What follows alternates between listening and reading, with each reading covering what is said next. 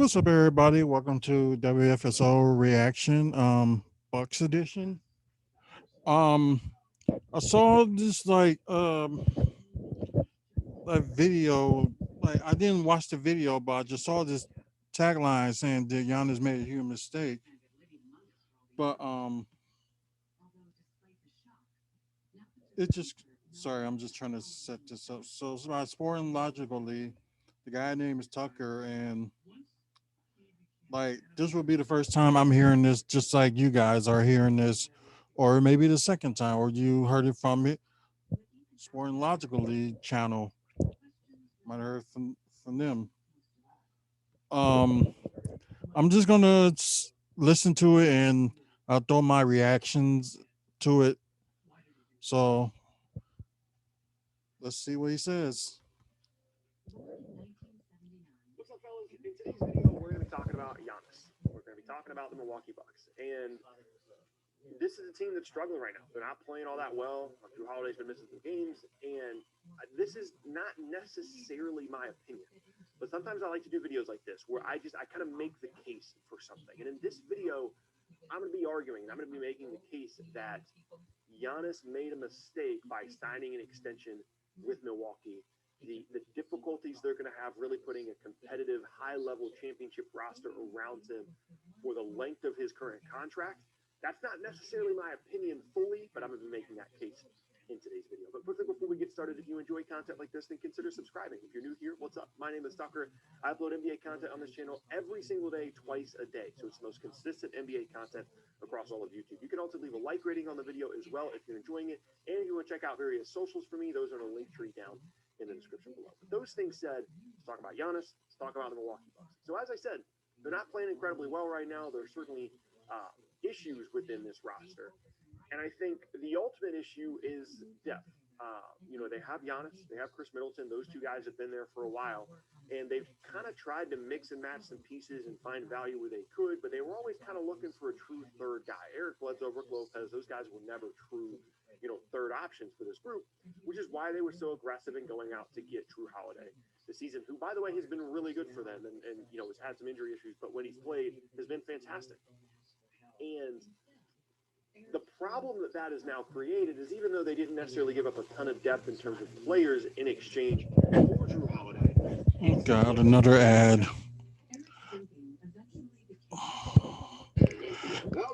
I apologize for these ads. I just hit it when they appeared. Guess YouTube got to make their money too. Their depth, because now like Dante DiVincenzo is like the fourth best player on the roster for Lopez, whoever you want to make that case for. But it also has limited their ability to kind of put a competent roster around Giannis moving forward because it's limited the amount of draft picks they have available for a player in Drew Holiday that, yes, is very good, but isn't necessarily like a star. Like, I don't necessarily think you can call this like a true like big three. We can debate that another time. And is a free agent this offseason, assuming he opts out of his contract, not to pay him, whatever the case may be. So, assuming that they do re-sign Drew Holiday in free agency, which seems incredibly likely. I don't know why Holiday would want to go anywhere else other than Milwaukee. Seems like a great situation for him, and of course the Bucks will be incredibly motivated to re-sign him. More than likely, he'll be getting the max, and they'll be locked into those three guys moving forward because, Holiday has all the leverage. He knows that they just paid 3 first-round picks and pick swaps in order to get him, and, he knows he can ask for the max, and the Bucks will be like, we can't lose you. Here's the max. Take it. And if that's the case, it's nice to have those three guys. Like, I don't want to downplay, a back-to-back MVP and two consistent all-star level guys.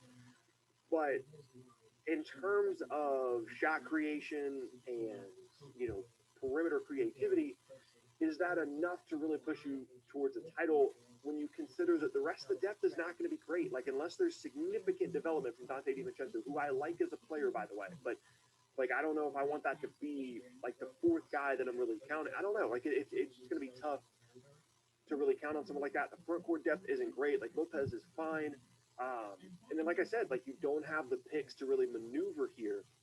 And when you look at the roster in the long term, and you just pull up their basketball reference sheet and you look at it and you just kind of pencil in a Drew Holiday extension, it really is an incredibly rigid roster. Like I said, it's going to be Middleton, it's going to be Holiday, it's going to be Giannis. Maybe there's some mobility there with a Lopez expiring down the road or trading DiVincenzo or once you get access to more first round picks down the road. But it really is an incredibly rigid roster, and it's one that isn't necessarily young either. Of course, Giannis is young, but Middleton and Holiday will be in their 30s before you know it. And of course, they can still be really good They players. already are. Guys like Kemba Walker completely fall off a cliff once they do get into their 30s. Now, obviously, those guys both have significantly more size and rely less on athleticism than Kemba did at any point in his career. But it's just a bit concerning that, right now I think they're treading water as a contender, and I think that they're absolutely a team that could win the title this year or next year. But as soon as we start to get some slippage from Middleton or from Drew Holiday, I think that it's possible they start to go underneath that contender status, which, if you're looking specifically at the situation of Giannis, is exactly the opposite of what he ever wanted.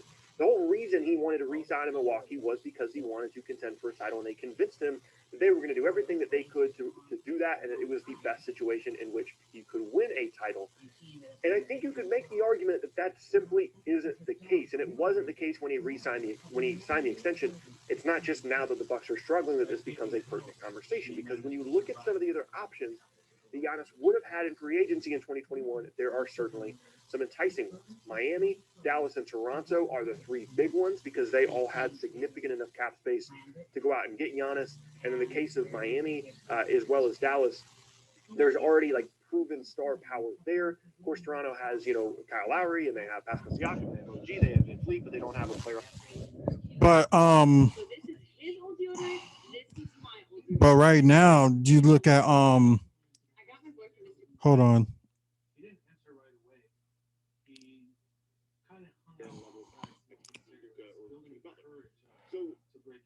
But look where Miami at right now.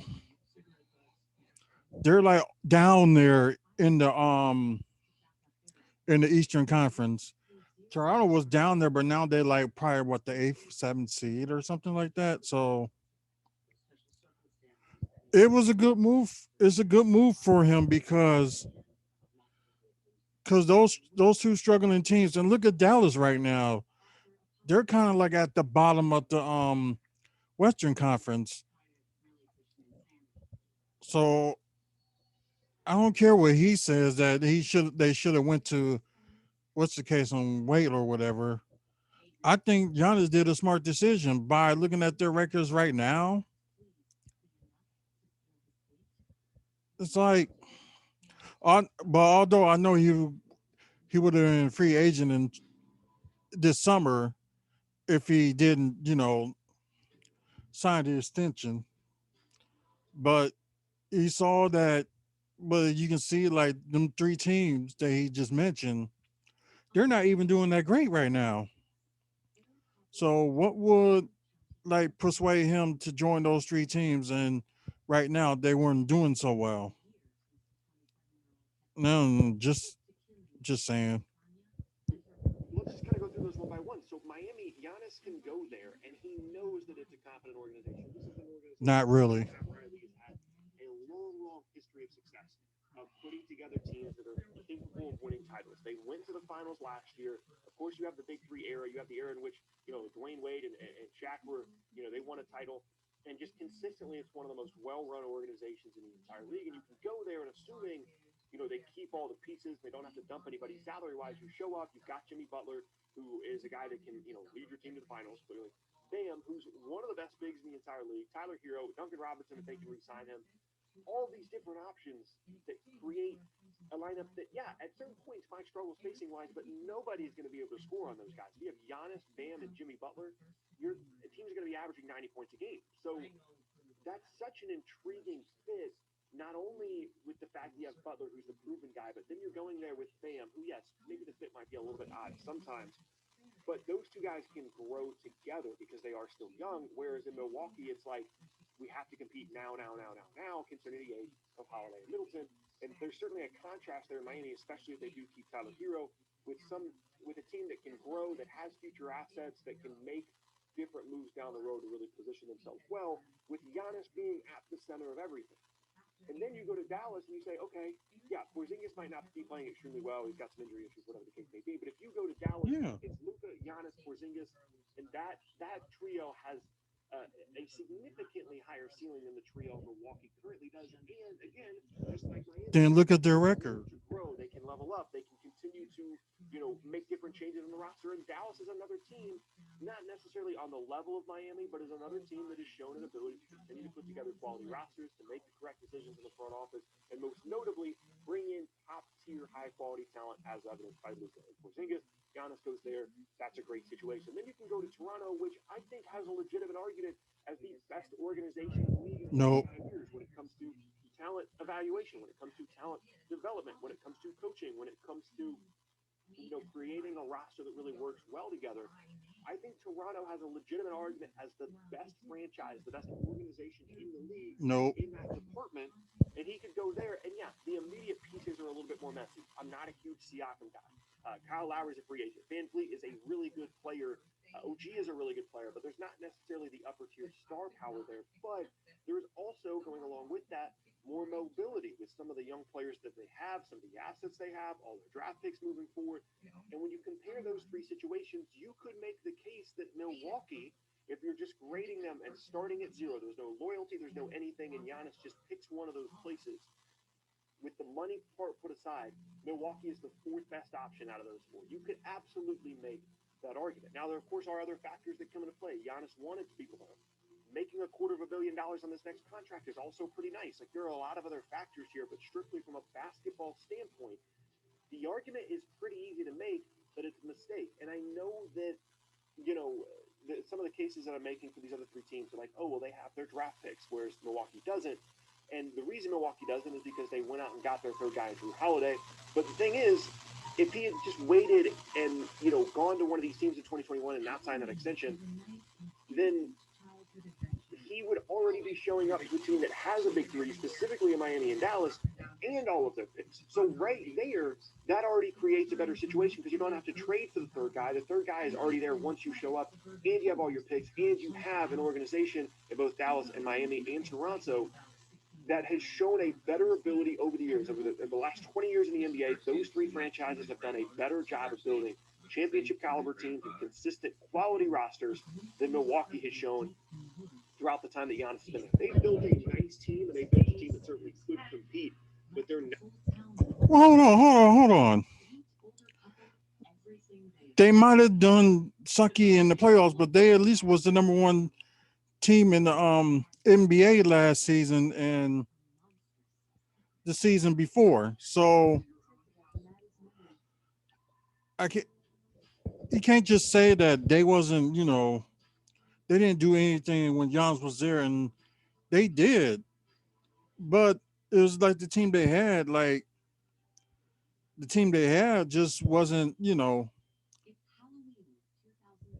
playoff ready or whatever. Just put it that way. I know they kept some of the players, but like the ones that they let go and things like that, they just wasn't good enough. So I wouldn't say, oh, Giannis has wasted his time, his career because just staying there. But I'm sorry, but I think he did the smart decision and stay with the Bucks. Like we don't know what's going to happen during the playoffs. They might just suddenly come out of nowhere and make it to the finals. You never know. So I wouldn't just like because there's a few people that are like favorites already. Things can happen,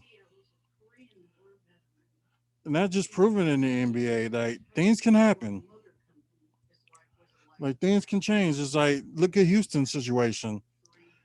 They had James Harden, and now he's going to Brooklyn, and they who knows where they could have been if they still would have kept him, and they just went down from there.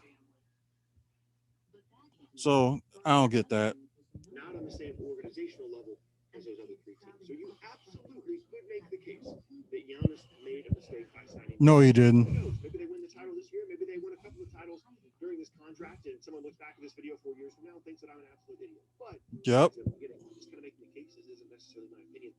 And I think the case is pretty easy to make. And when the case is this easy to make, I would be nervous if I was Giannis, and I'd be nervous, but thinking, man, did I make a mistake? And I think that mentally it is something that could potentially affect you. We've seen some free throw issues from him at times, and you're sitting there thinking, like, okay, it's nice that I have the security and I'm locked in, but did I make a mistake? I think you would absolutely make the argument that Giannis made a mistake. No, he And didn't. that's going to begin on today's video. If you enjoyed it, check out more videos from me with boxes on screen as well as the channel as a whole. You can also leave a like rating on the video as well if you enjoy it. And you can check me out at various socials at the bottom of the screen and a link tree down in the description. As I said in the beginning, my name is Tucker. Hope you guys enjoyed the video. Hope you have a fantastic rest of your day. And I will see you all next time. I know he's just saying he's just making the case, but that's not his opinion. But just the case that he's man, that sounds like that is it is his opinion.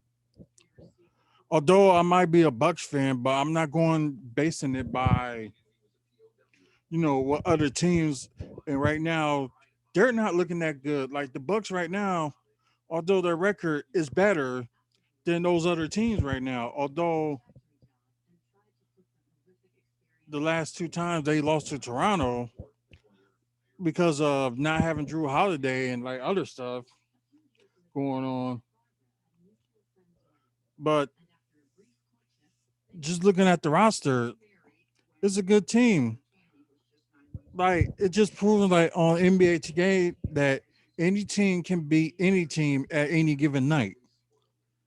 Just all it has been this season. Like any team can beat like any other team in any given night. That's all it is. So I'm sorry, I'm sticking with Giannis did not make a mistake and he's young and he's still got time for things in the Bucks to turn around. So maybe in the playoffs, like Middleton steps up and Drew Holiday would step up. You never know because things can change when even when we get Drew Holiday back. Things can change. Like they can probably like catch back up and probably win the whole thing. You never know.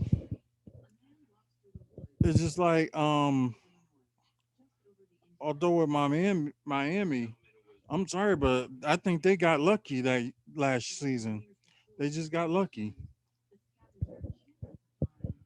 Like I'm not taking away from their skills and whatever, but in my opinion, I think Miami just got lucky to be in the finals.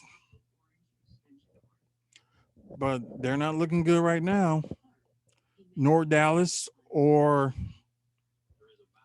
not even Toronto.